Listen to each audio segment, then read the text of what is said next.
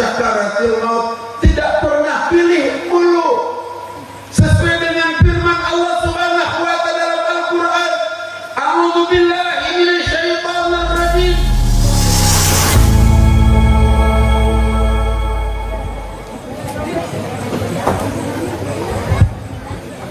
Assalamualaikum warahmatullahi wabarakatuh. Waalaikumsalam warahmatullahi wabarakatuh. Jawab salamnya kayak tidak semangat untuk thalabul ilmi. Diulang Bapak Ibu sekalian. Assalamualaikum warahmatullahi wabarakatuh.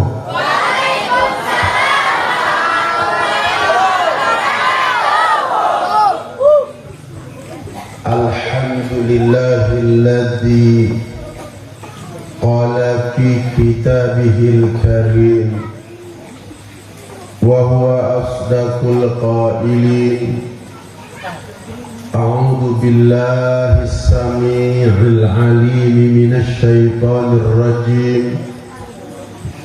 Kullu nafsin dha'iqatul maut wa innama tuwaffawna ujurakum yawmal qiyamah.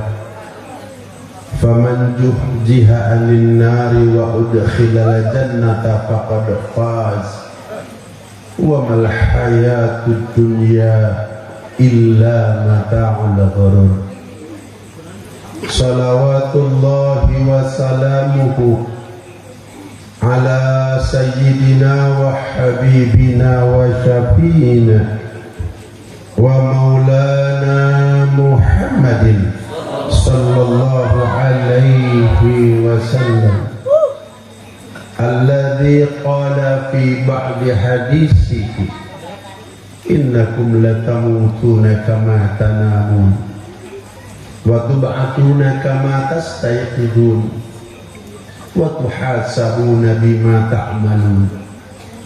Thumma innaha la jannatul abada aw la narun abada. Sadaqallahul azim wa sadaqa rasuluhun nabiyyul karim wa nahnu ala dhalika minasy syahidin wa syakirin walhamdulillahi rabbil alamin.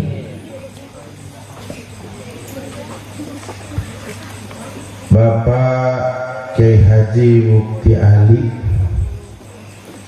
selaku pimpinan Ma'had Baitul Aliyah, Bapak Kyai Haji Badruddin, Bapak Kyai Haji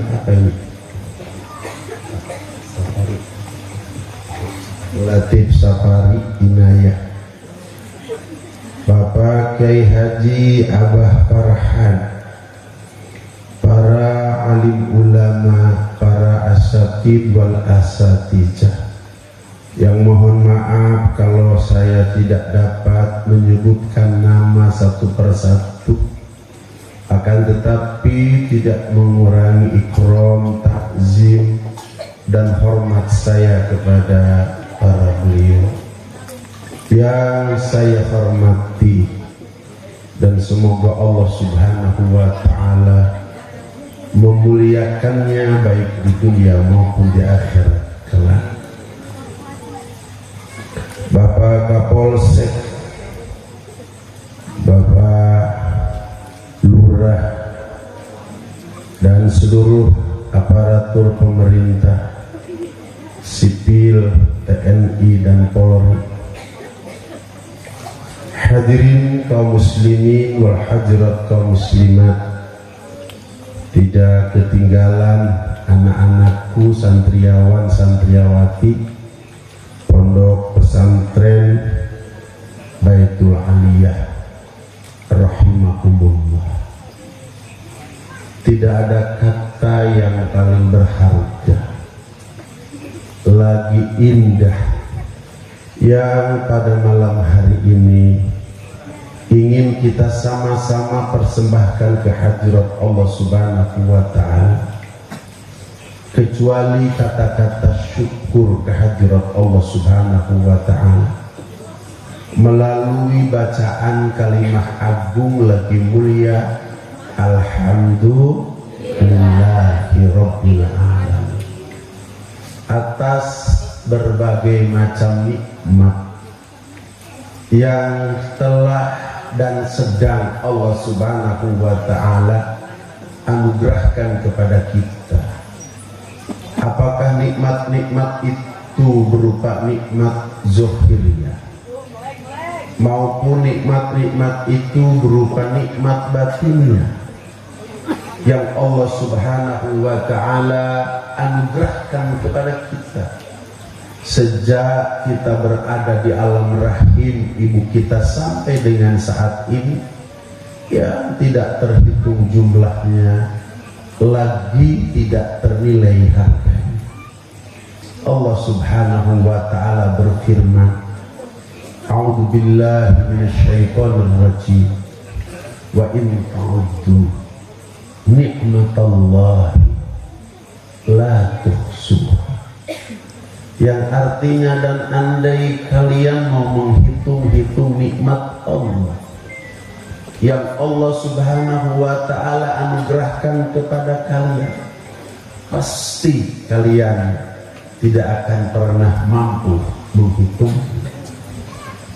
Dalam keterangan lain, andai setiap pohon, dahan dan ranting yang ada di dunia, yang pernah ada, sedang ada, dan akan ada sampai hari kiamat nanti, pohon, dahan dan ranting itu dijadikan pena untuk menuliskan setiap nikmat Allah yang Allah anugerahkan kepada kita. Dan andai setiap daun-daun yang ada di dunia, yang pernah ada, sedang ada dan akan ada, daun-daun itu dijadikan lembaran kertasnya untuk menuliskan setiap nikmat Allah yang Allah anugerahkan kepada kita. Dan air di lautan sana, yang konon katanya bahwa lautan jauh lebih besar ketimbang daratan, bisa berarti abuhur.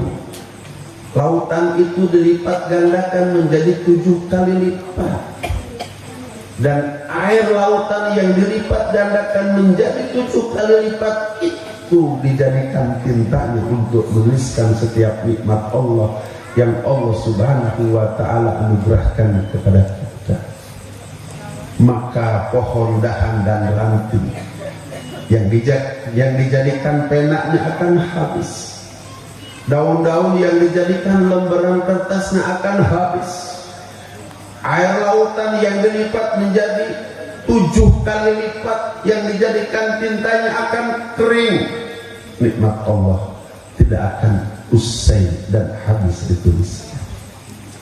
Kemudian nikmat apa yang Allah Subhanahu wa Ta'ala, yang paling harus kita syukuri kehadirat Allah Subhanahu wa Ta'ala, di samping kita mensyukuri nikmat-nikmat yang lain, kita bersyukur atas nikmat di mana Allah Subhanahu wa Ta'ala pada malam hari ini dalam keadaan cuaca yang tidak bersahabat hujan, akan tetapi Allah Subhanahu wa Ta'ala memberikan kekuatan kepada kita, kemudahan kepada kita untuk dapat melangkahkan kedua belah kaki, melangkahkan kedua belah tangan, menghadapkan jiwa raga kita dari ujung rambut sampai dengan ujung kaki di majelis yang agung, di majelis yang besar.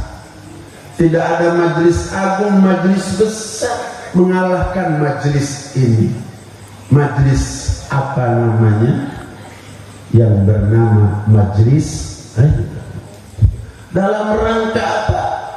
Di dalam rangka hal yang keempat, memperingati hari wafatnya almarhum Kiai Haji Abah Abdul Malik. Bapak Ibu sekalian yang dirahmati oleh Allah Subhanahu wa Ta'ala, sedikitnya di dalam haul itu ada 4 faidah, ada 4 manfaat yang bisa kita raup, yang bisa kita ambil dari acara haul tersebut. Yang pertama adalah silaturahmi. Yang kedua adalah mengenang jasa orang yang kita peringati hari kewafatannya. Yang ketiga adalah doa. Dan yang keempat adalah zikrul maut. Yang pertama adalah silaturahmi. 14,5 abad yang silam Rasulullah Sallallahu Alaihi Wasallam bersabda dalam salah satu hadisnya, man ahabba ayyubsatta lahu fi rizqihi wa ayan salahu fi atharihi falyasil rahim.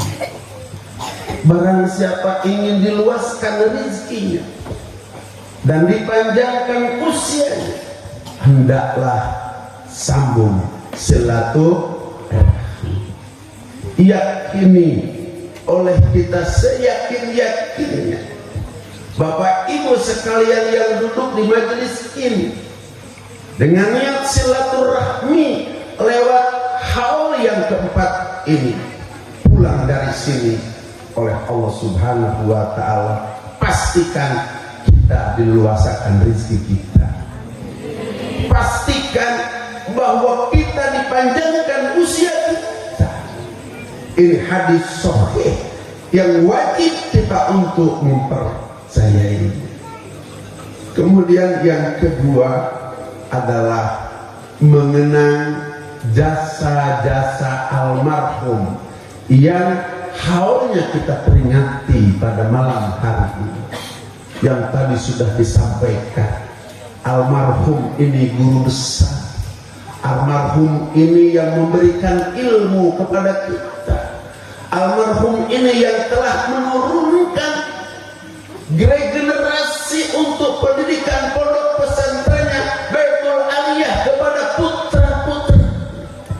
Ini adalah sebuah contoh yang harus ditauladani, yang harus diikuti oleh kita. Kemudian yang ketiga adalah doa.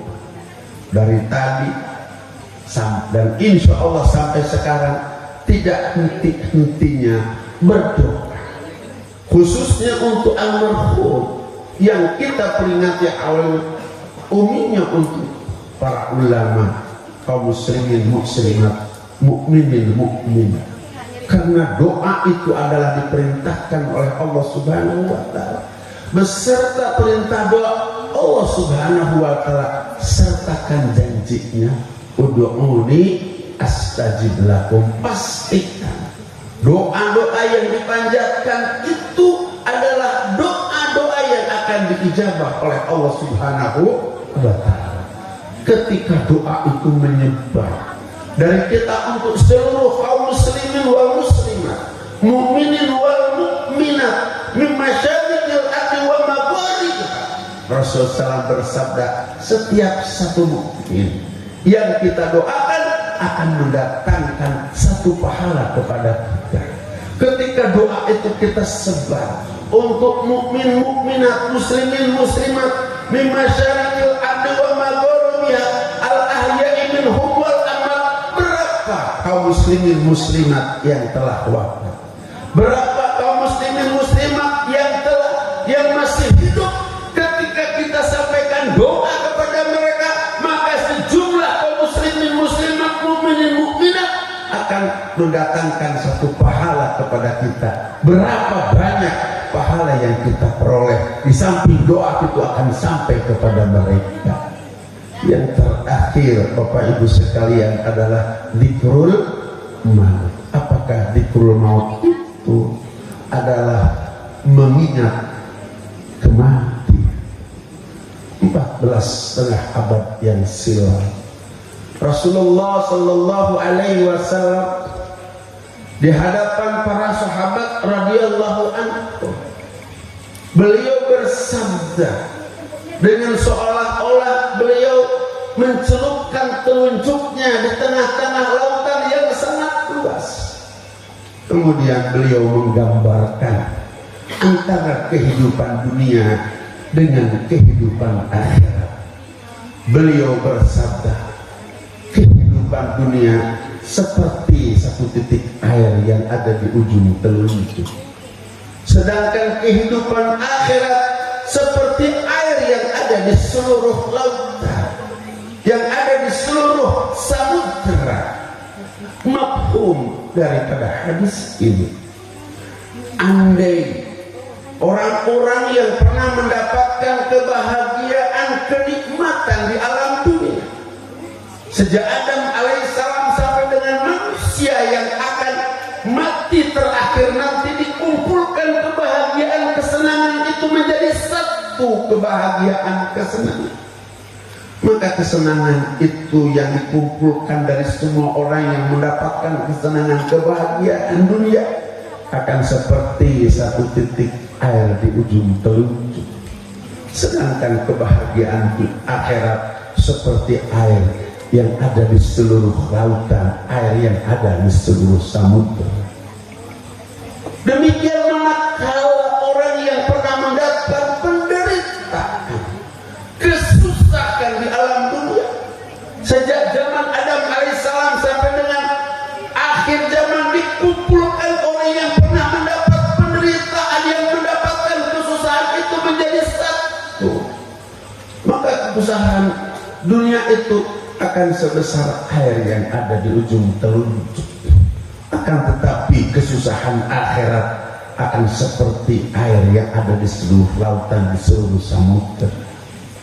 Demikian hadirin kaum muslimin wal hadirat kaum muslimah, dalam mafhum hadis ini, manakala usia dunia, jangankan usia umat baginda Nabi besar Muhammad sallallahu alaihi wasallam yang usianya hanya 60-70 tahun, yang Rasulullah sallallahu alaihi wasallam bersabda dalam salah satu hadisnya, a'mar ummati baina sittina aw sab'ina sana, usia daripada umatku, umur daripada umatku antara 60-70 tahun saja, kurang lebih 60-70 tahun. Inna lillahi wa inna ilaihi raji'un. Andai ada orang yang punya umur sejak alam dunia ini didirikan oleh Allah Subhanahu wa ta'ala, dan ia dilahirkan dan usianya sampai hari kiamat nanti, manakala dibandingkan dengan usia akhirat, maka usia dunia yang panjang itu seperti air yang ada di ujung telunjuk, sedangkan usia akhirat seperti air yang ada di seluruh lautan dan samudera. Usia akhirat adalah abadan abadan, selama-lamanya, ada awal, tidak ada akhir. Bapak Ibu sekalian, Allah Subhanahu wa ta'ala berfirman di dalam Al-Quran yang tadi oleh qori kita sudah dibacakan, a'udzu billahi minasyaitonir rajim, kullu nafsin dha'iqatul maut. Setiap yang bernyawa, yang bernapas akan merasakan apa yang disebut dengan penderitaan sakaratul maut. Nabi Idris alaihissalam satu ketika didatangi oleh seorang tamu yang secara kasat mata di mata Nabi Idris alaihissalam, tamu itu adalah seorang laki-laki. Kemudian ditanya oleh Nabi Idris alaihissalam, siapa wahai engkau gerangan tamu? Ia menjawab, aku adalah malaikat maut. Begitu kagetnya Nabi Idris alaihissalam, kalau ternyata yang datang Tetapi Nabi Idris alaihissalam tidak begitu percaya, langsung percaya. Akan tetapi Nabi Idris harus mengujinya. Apakah betul yang datang ke rumahnya itu yang menyerupai seorang laki-laki itu adalah malaikat malakal maut? Maka kata Nabi Idris alaihissalam, kalau engkau adalah malaikat malakal maut, tolong engkau cabut nyawa aku, tapi sebentar saja. Setelah engkau cabut nyawa aku, ruhku, engkau masukkan lagi ke dalam jasadku. Apa jawab malaikat malakal maut? Aku tidak berkuasa untuk mencabut ruh siapapun, hatta seekor semut, apalagi untuk mencabut ruh engkau yang dimuliakan oleh Allah Subhanahu wa Ta'ala. Kata Nabi Idris alaihissalam, kalau demikian engkau sampaikan kepada Allah, Idris ingin dicabut nyawa sebentar saja. Malaikat malakal maut pun tandang menghadap Allah Subhanahu wa Ta'ala, menceritakan pertemuan dengan Nabi Idris alaihissalam yang berhujung ingin dicabut ruh dan dimasukkan lagi ke dalam jasadnya. Manakala usai ruh itu dicabut, apa kata Allah Subhanahu wa Ta'ala? Wallahu yatawalla sholihin. Allah itu adalah wali bagi orang-orang yang soleh. Bumi dihamparkan, langit ditinggikan berdiri tanpa tiang, rumput ditumbuhkan, pohon ditumbuhkan, laut diadakan, dan di sana ada berbagai macam ikan dan lain-lain sebagainya. Aku buat untuk manusia.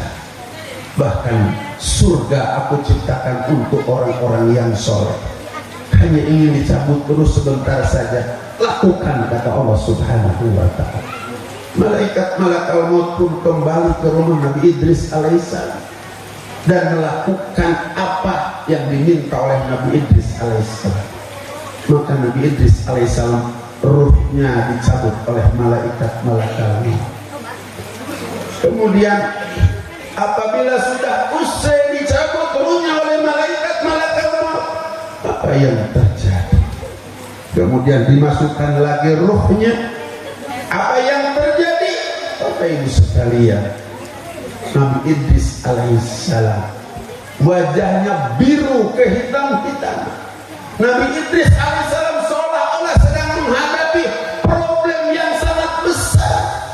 Padahal awal berjumpa dengan malaikat malakal maut ceria wajah Nabi Idris alaihissalam, sehingga terpaksa malaikat malakal maut bertanya kepada Nabi Idris alaihissalam, wahai Idris, awal perjumpaan engkau dengan aku ceria nampak di wajahmu, tapi ketika usai engkau dicabut ruh, wajah engkau biru kehitaman dan engkau seperti sedang menghadapi persoalan yang sangat besar. Rupanya malaikat malakal maut walaupun sering mencabut ruh, tidak pernah tahu bagaimana sesungguhnya peristiwa dicabut ruh itu. Sehingga Nabi Idris ingin tahu bagaimana sesungguhnya peristiwa dicabut ruh itu. Dan malaikat malakal maut pun bertanya kepada Nabi Idris alaihissalam, wahai Idris, tolong engkau ceritakan bagaimana sesungguhnya peristiwa dicabut ruh itu. Nabi Idris alaihissalam belum lagi bercerita tentang peristiwa dicabut ruh, air mata Nabi Idris mengalir, membasahi pipinya, membasahi jenggotnya. Seraya Nabi Idris berkata, wahai malaikat malakal maut, kalau engkau ingin tahu gambaran bagaimana sesungguhnya peristiwa dicabut ruh itu, seolah-olah engkau menebang satu pohon, yang pohon itu penuh dengan dahan, penuh dengan ranting, pohon itu penuh dengan duri. Kemudian pohon itu engkau tusukkan di bokongku, tembus di ubun-ubunku. Setiap dahan dan ranting mengikat usus dan mengikat uratku. Setiap duri mencucuk setiap dagingku, dan engkau tarik dengan tenaga yang sangat kuat. Apa kata Nabi Idris? Wallahi, aku tidak pernah merasakan penderitaan sakit yang semacam itu. sakitnya aku lepas roh dari jasad. Bapak Ibu sekalian, Nabi Idris ini tidak punya dosa, tidak pernah maksiat.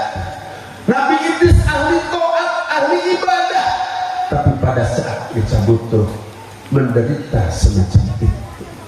Bagaimana kalau kita yang tukang maksiat, tukang dosa, tukang durhaka kepada Allah Subhanahu wa Ta'ala ketika kita dicabut? Bapak Ibu sekalian yang dirahmati Allah Subhanahu wa Ta'ala, baginda Nabi besar Muhammad sallallahu alaihi wasallam dalam detik-detik akhir hayatnya, malaikat malakal maut datang ke rumah baginda Nabi besar Muhammad sallallahu alaihi wasallam seraya mengucapkan salam kepada baginda Rasulullah SAW. Setelah ucapan salam, malaikat malakal maut bertanya, bolehkah aku masuk ke kamarku? Kemudian Rasulullah sallallahu alaihi wasallam bertanya, kenapa engkau harus bertanya boleh atau tidak masuk ke kamar aku, kata Rasulullah. Apa jawab malaikat malakal maut? Allah telah memanggil aku. Ketika aku datang ke kamar engkau ya Rasulullah, aku disuruh bertanya kepada engkau, boleh atau tidak aku masuk ke kamar engkau? Kata Allah Subhanahu wa Ta'ala, kalau diperbolehkan aku disuruh masuk, kalau Rasul melarang aku disuruh kembali oleh Allah Subhanahu wa Ta'ala. Jawab Rasulullah, bagaimana mungkin aku menolak kedatangan engkau? Karena kedatangan engkau adalah yang akan lebih mempercepat perjumpaan aku dengan kekasihku Allah Subhanahu wa Ta'ala. Maka malaikat malakal maut pun masuk ke kamar Rasulullah SAW. Kemudian malaikat Jibril alaihissalam memandu proses wafatnya baginda Nabi besar Muhammad sallallahu alaihi wasallam. Apa kata malaikat Jibril? Wahai malaikat maut, yang akan kau cabut ruhnya ini adalah kekasih Allah, Imamul Anbiya, Imamul Mursalin, Sayyidul Anbiya, Sayyidul Mursalin, wa Imamul Malaikah Al-Muqarrabin, kekasih Allah Subhanahu wa Ta'ala. Hendaklah engkau cabut ruhnya dengan penuh kasih sayang dan penuh kelembutan. Malaikat malakal maut pun menganggukkan kepala. Kemudian ruh pun mulai dicabut. Kemudian kaki Rasulullah sallallahu alaihi wasallam sudah tidak lagi bergerak. Perut Rasulullah SAW sudah tidak lagi bergerak. Dada Rasulullah SAW sudah tidak lagi bergerak. Ruh pun sudah sampai di tenggorokan baginda Nabi besar Muhammad sallallahu alaihi wasallam. Rupanya yang namanya sakaratul maut tidak pernah pilih bulu. Sesuai dengan firman Allah Subhanahu wa Ta'ala dalam Al-Qur'an, a'udzu billahi minasyaitonir rajim, kullu nafsin dha'iqatul maut.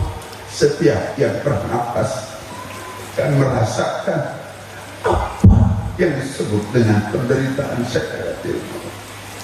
Rasul menjerit kehadirat Allah Subhanahu wa Ta'ala, sakit nian sakaratul maut.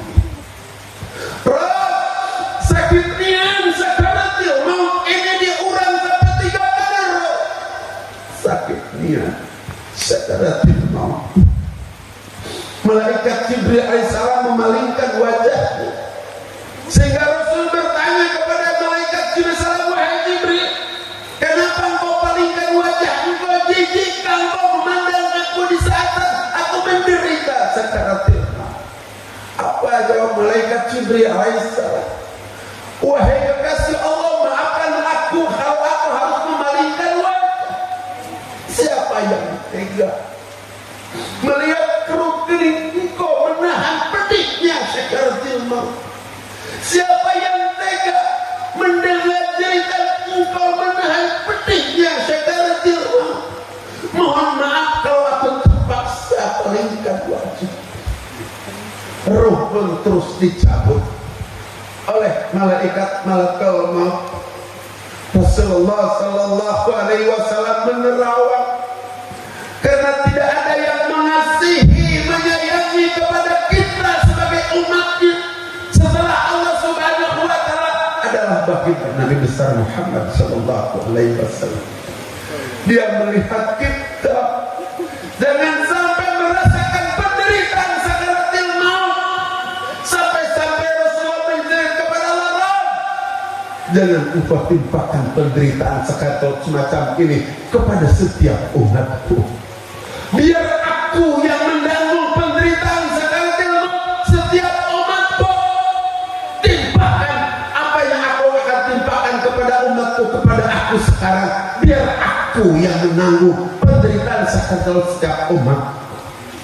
Bapak Ibu sekalian, bukan Rasul sanggup menanggung penderitaan sakaratil maut kita sebagai umatnya, akan tetapi karena beliau kasih dan sayang kepada kita yang sangat mendalam, seperti seorang ibu yang ketika anaknya sakit dia ngomong, ya Allah, Rabb, jangan engkau timpakan sakit ini kepada anakku, biar aku saja.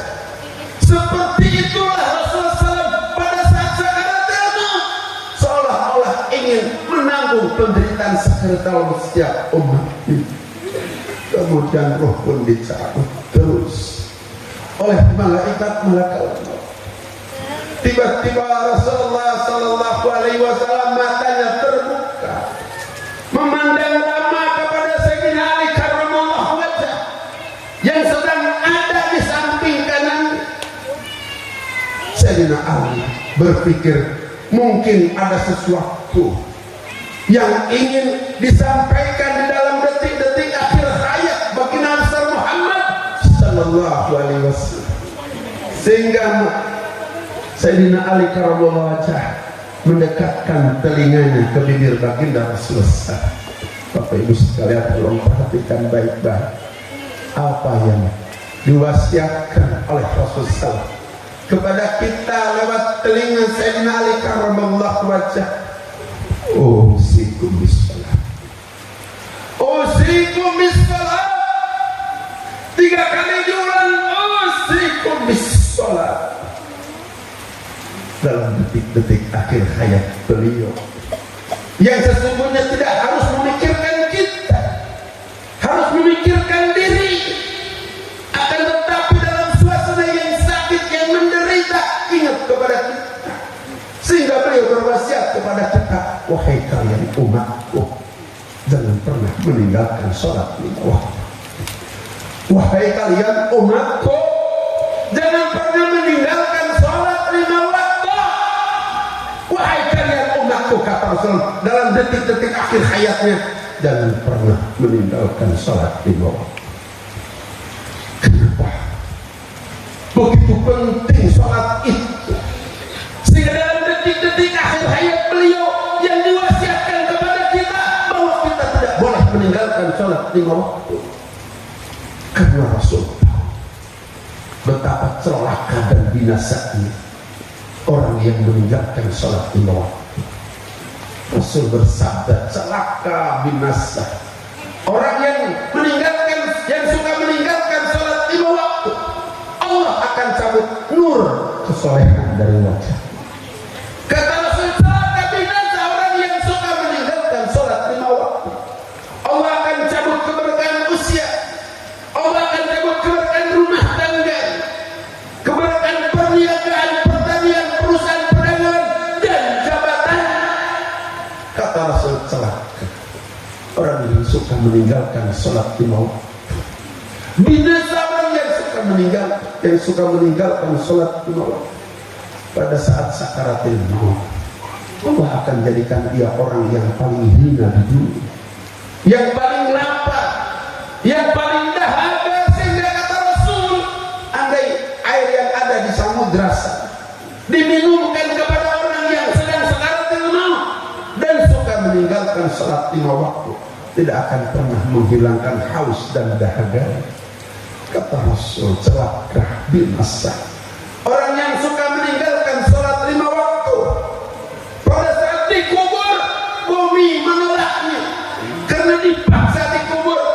ditinggalkan oleh yang mengkubur, dihimpit oleh bumi, kata Rasulullah, sehingga tulang rusuknya berserakan. Tidak sampai di situ, kata Rasul, celaka binasa orang yang suka meninggalkan sholat 5 waktu. Allah ciptakan ular yang namanya Syujaul Aqrab. Ia berkata, aku diciptakan Allah, aku diutus Allah, badannya terbuat dari besi, kukunya terbuat dari tembaga, untuk mencari-cari orang yang suka meninggalkan sholat 5 waktu. Kata Rasul, celaka binasa orang yang suka meninggalkan sholat 5 waktu. Pada saat datang hari kiamat, dalam antrian yang sangat panjang, berjalan dalam waktu 50.000 tahun, dan kita menunggu bagian buku catatan amal. Orang yang suka meninggalkan sholat 5 waktu akan menerima buku catatan amal dengan tangan kiri. Artinya apa? Bahwa ia dalam perjalanan berikutnya akan celaka dan binasa. Apakah perjalanan berikutnya itu menjembat Siratal Mustaqim, jembatan dalam perjalanan 3000 tahun? Siratal Mustaqim, jembatan paling curam, kalau di bawahnya 7 lubang api neraka, jembatan paling kecil, lebih kecil daripada rambut 12 jembatan paling tajam, mengalahkan 1000 pedang yang tajam. Kita percaya atau tidak, laki-laki atau perempuan, besok pasti kita akan menjembat Siratal Mustaqim. Orang yang suka meninggalkan sholat 5 waktu, pada saat ia berada di lembah neraka Jahannam, Allah akan jatuhkan ia, Allah akan tenggelamkan ia, Allah akan siksa ia. Setiap satu waktu sholat yang ditinggalkan 8.000 tahun, Allah akan siksa. Perempuan, tinggal kita bertanya, sejak usia 9 tahun sampai hari ini, berapa kali sholat 5 waktu yang kita tinggal? Laki-laki, sejak usia 15 tahun sampai hari ini, berapa kali sholat 5 waktu yang pernah kita tinggalkan? Kalau satu waktu 8.000 tahun, kalikan saja dari sejumlah sholat yang pernah kita tinggalkan. Berapa lama kita akan mendekam di dalam azab api neraka Jahannam Allah Subhanahu wa ta'ala. Bapak Ibu sekalian yang dirahmati oleh Allah Subhanahu wa ta'ala, begitu pentingnya memperingati hal itu, karena di antara satu faedahnya adalah dzikrul maut, mengingat kematian dan perjalanan hidup dalam kematian. Oleh karenanya Bapak Ibu sekalian, yuk kita berdoa kehadirat Allah Subhanahu wa ta'ala pada malam hari ini, di hari haul yang keempat almarhum ini, memberikan satu pelajaran besar kepada kita, bahwa kita besok atau lusa akan mengalami apa yang disebut dengan kematian. Kemarin yang mati adalah nenek kakek kita, yang mati adalah ibu bapak kita, yang mati adalah tetangga kita. Besok tinggal nunggu giliran kita. Yang menjadi pertanyaan kepada kita, sudahkah kita mempersiapkan amalan untuk bekal di hari setelah kematian? Terutama adalah amalan sholat, karena sholat adalah wadah bagi seluruh amal. Awwalu ma yuhasabu bihil abdu yawmal qiyamah as-salat. Idza saluhat salwa sa'iru amali, wa idza fasada sa'iru amali. Nanti yang akan pertama dihisab oleh Allah Subhanahu wa ta'ala di hari kiamat, sholat terlebih dahulu.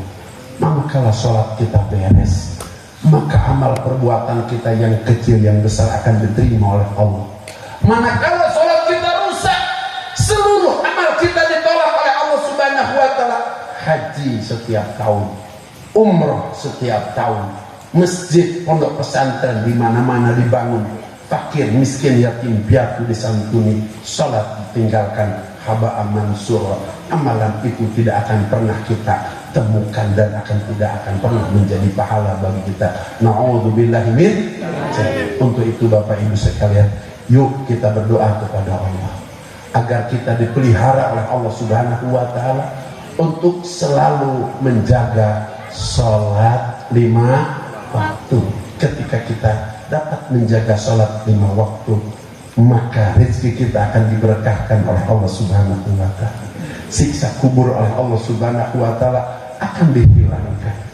Kemudian dalam menjembat Shiratal Mustaqim akan dihisab Allah akan melihat amal kita tanpa hisab. Kemudian menjembat Shiratal Mustaqim akan secepat kilat, dan Allah Subhanahu wa taala akan masukkan kita ke dalam surganya. Mudah-mudahan yang sedikit ini bermanfaat bagi saya, Bapak Ibu sekalian yang hadir pada malam hari ini. Allahumma ya Allah, kami yang hadir pada malam hari ini berdoa kepadamu, yang kami peringati haulnya yang keempat, diterima iman Islamnya, amal ibadahnya, Engkau ampuni segala dosanya, Engkau terangi, luaskan dan rahmati di alam kuburnya. Besok Engkau masukkan di akhirat ke dalam jannahmu, surgamu. Ya Allah, kami murid-muridnya dapat mengikuti jejak kebaikan beliau, terutama kami yang duduk di dalam majelis ini, untuk tidak sekali-sekali meninggalkan sholat 5 waktu. Berikan kepada kami, ibu bapak kami, putra putri kami, cucu cicit kami, untuk dapat menjaga sholat 5 waktu, agar Engkau berikan keberkahan dalam hidup ini, Engkau berikan keselamatan di dalam kubur, Engkau berikan keselamatan dalam menjembat Shiratal Mustaqim, dan Engkau masukkan kami ke dalam jannah-Mu, berkumpul dengan guru kami, pendiri daripada pondok ini.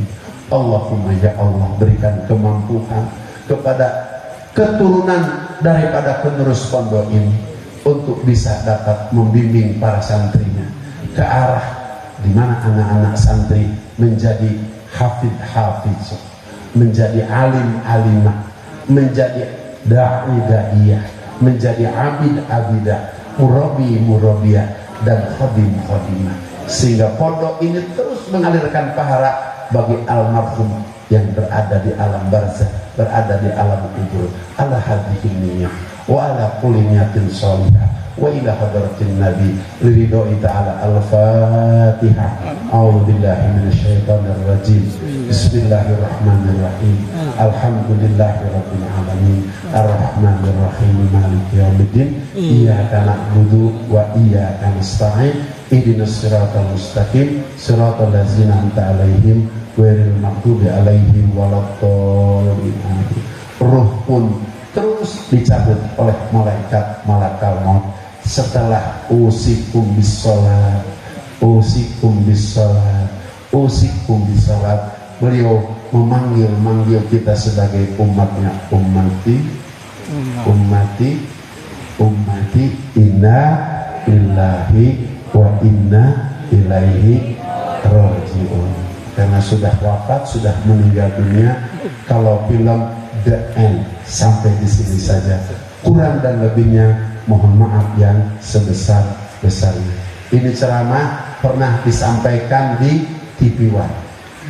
Ketika saya ceramah di TV One, amplopnya 60 juta. Ini saya ingin tanya, ini berani amat undang saya ke sini, punya amplopnya 60 juta? Ada, tapi bohong, tidak ada. Itu mah TV One. Kalau di sini malah lain lagi. Hadanallah wa iyyakum ajmain wa adkhalana fi jumratil muwahhidin fi jannatin na'im. Aqulu qali hadza fastaghfiru innahu wal ghafurur rahim. Subhanallahi wa bihamdihi, subhanallahi wa bihamdika, asyhadu an la ilaha illa anta, astaghfiruka wa atubu ilaih. Subhana rabbika rabbil izzati amma yasifun, wa salamun alal mursalin walhamdulillahi rabbil alamin. Wassalamu alaikum warahmatullahi wabarakatuh.